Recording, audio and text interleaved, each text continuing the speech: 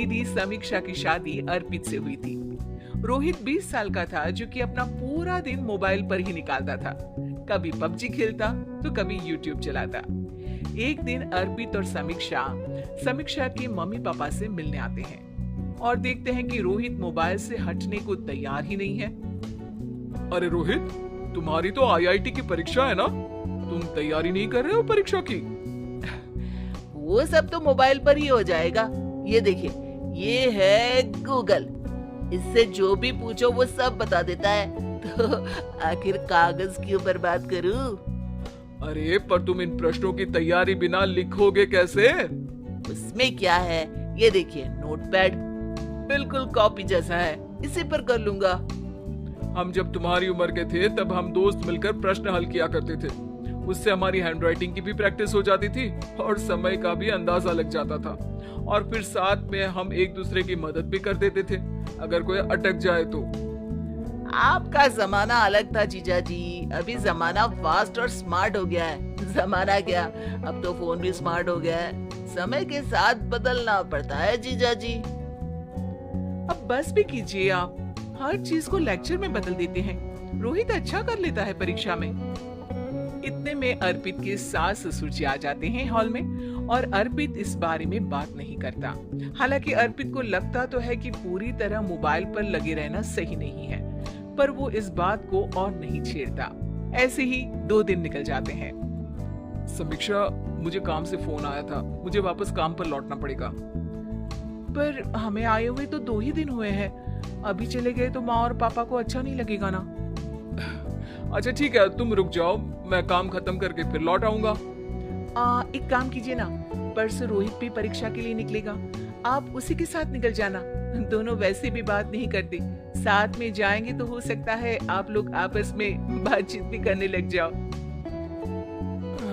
ठीक है, मैं काम को 2 दिन टाल सकता हूँ। उसी रात जब सब खाना खाने बैठी थी तो अर्पित अपने जाने की खबर बाकी लोगों को बताता है। मुझे काम के लिए वापस जाना होगा। अरे बेटा, पर अभी तो तुम आए हो, इतनी जल्दी चले जाओगे? नहीं माँ जी, समीक्षा यहीं रहेगी और मैं जल्दी काम खत्म करके वापस आ जाऊंगा। ठीक है, काम भी जरूरी है। वैसे कब निकलोगे बेटा?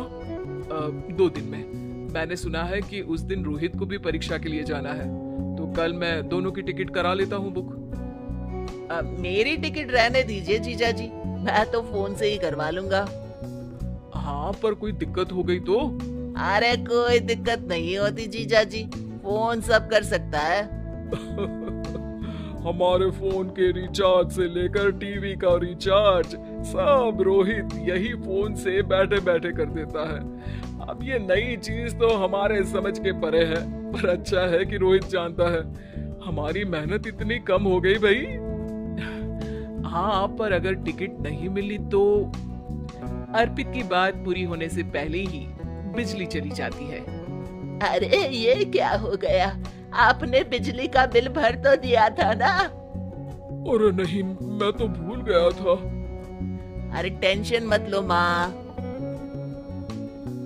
देखा जीजा जी, आप बिजली का बिल भी भर सकते हो, समय बदल गया है। एक बार फिर अर्पित इस बात पर बहस नहीं करता। अगले दिन जाकर अपनी टिकट करवाता है और पैकिंग कर रहा होता है जब शाम को अचानक से रोहित के चिल्लाने की आवाज आती है। नहीं, प्लीज प्लीज हो जा, ऐसा मत कर यार, प्लीज हो जा। अरे क्या हो गया रोहित? दीदी, सर्वर हैंग हो गया, मेरी टिकट नहीं हो पाई दीदी। क्या मतलब टिकट नहीं हो पाई? इतने में वहाँ रोहित की मम्मी और पापा भी आ जाते हैं। अरे क्या हो गया? माँ, मेरा टिकट नहीं हो पाया, सर्वर डाउन हो गया। अरे पर तूने तो बोला था कि हो जाएगा।